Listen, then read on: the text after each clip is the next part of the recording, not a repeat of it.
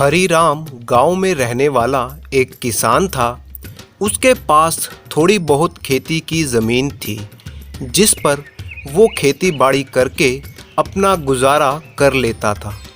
हरीराम ने अपने घर पर एक गाय पाल रखी थी। हरीराम अपनी गाय का पूरा ध्यान रखता। उसकी गाय भी बहुत ही समझदार थी।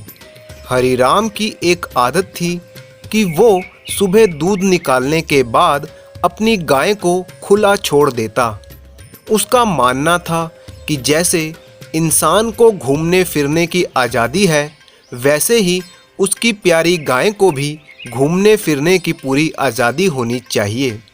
वो सुबह दूध निकालकर अपनी गाय की रस्सी खोल देता और उसकी गाय भी खुले में खूब घूमती फिरती, हरी हरी घास खाती और दोपहर बाद तक वो वापस हरीराम के घर पहुंच जाती थी।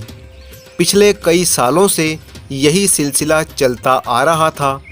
ऐसा कोई दिन नहीं रहा होगा जब हरीराम की गाय घूमती फिरती ना नज़र आई हो और शाम होते ही वो घर पर वापस ना लौटी हो। एक दिन की बात है, हरीराम की गाय सुबह दूध देने के बाद घर से निकल गई। वो घास चरती चरती इधर उधर घूम रही थी। गाय घास चरते चरते गांव के पास वाले जंगल में पहुंच गई। गाय को पता ही ना चला कि कब वो अपनी मस्ती में घूमते घूमते जंगल के काफ़ी अंदर तक पहुंच गई। तभी जंगल में एक शेर की नज़र उस गाय पर पड़ी। गाय को भी ये आभास हो गया कि शेर उसकी तरफ घात लगाकर बैठा है। गाय अपनी जान बचाने के लिए इधर उधर बदहवास होकर भागने लगी और शेर भी सरपट दौड़ता हुआ गाय का पीछा करने लगा। अब गाय आगे आगे भाग रही थी और उसके पीछे पीछे शेर था। ऐसे में गाय को कुछ समझ में नहीं आ रहा था कि वो अब क्या करे। उस गाय के मन में ये आभास होने लगा कि आज मैं खुद को नहीं बचा पाऊंगी। तभी उसे सामने एक तालाब दिखाई दिया।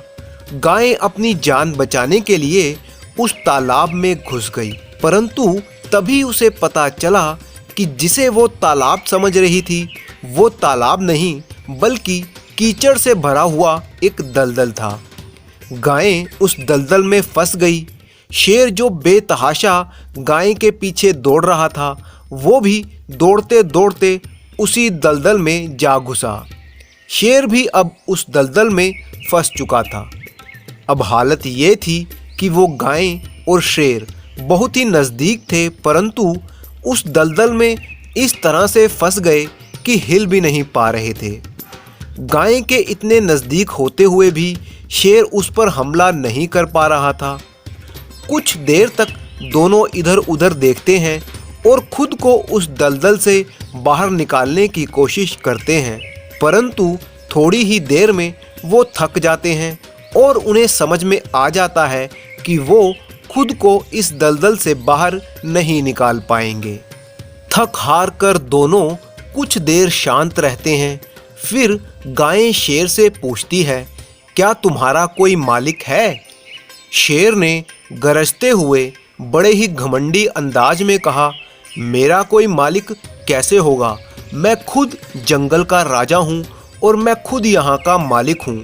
तुम्हारी तरह मैं कोई कमज़ोर जानवर नहीं हूँ। शेर की बात सुनकर गाय धीरे से मुस्कुराई और बोली, अच्छा तुम सबसे ताकतवर हो तो आज तुम्हारी ताकत किस काम की है?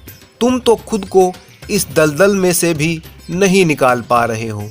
शेर ने जवाब दिया कि तुम जो इतनी बड़ी बड़ी बातें कर रही हो वो किस लिए कर रही हो? तुम भी तो खुद मेरे जैसी ही हालत में हो। तुम भी इस दलदल में फंसी हुई हो। गाय ने कहा, नहीं, तुम और मैं दोनों एक जैसी हालत में नहीं हैं, क्योंकि मेरा तो मालिक है और कुछ देर तक जब वो देखेगा कि मैं समय पर घर नहीं पहुंची तो वो मुझे ढूंढता हुआ यहाँ पर ज़रूर आएगा और मुझे बचाकर ले जाएगा। लेकिन तुम्हें बचाने वाला कौन है कौन तुम्हारे लिए यहाँ पर आएगा। और कुछ देर बाद सच में यही हुआ। गाय का मालिक हरिराम गाय को ढूंढता ढूंढता वहाँ पर पहुँच गया। उसने बड़ी ही मशक्क़त से गाय को जैसे तैसे दलदल से बाहर निकाल लिया। हरिराम अपनी प्यारी गाय को वापस पाकर बहुत ही खुश था और वो दोनों वापस अपने घर की तरफ चल दिए। एक बार हरिराम के मन में ख्याल आया कि क्या शेर को भी बचाया जाए, परंतु उसे बचाने में हरिराम और गाय खुद की जान खतरे में डालना नहीं चाहते थे। अब उस शेर को बचाने वाला कोई नहीं था। उसी दलदल में शेर की जान चली गई। दोस्तों, ये कहानी हमें ये सिखाती है कि जो गाय है वो एक शांत मन का प्रतीक है और शेर एक अहंकारी और घमंडी मन का प्रतीक है। और किसी भी मुसीबत के समय में जो मनुष्य अपने मन को शांत रख के उसका समाधान ढूंढता है और ईश्वर से अपने बचाने के लिए प्रार्थना करता है, वो उस मुसीबत से बाहर आ जाता है। लेकिन जो अहंकारी और घमंडी होता है उसका हमेशा सर्वनाश ही होता है। इसी तरह की कहानियाँ देखने के लिए चैनल को सब्सक्राइब कर लीजिए और बेल के आइकन को ऑल पर सेट करना मत भूलिएगा। Thank you for watching.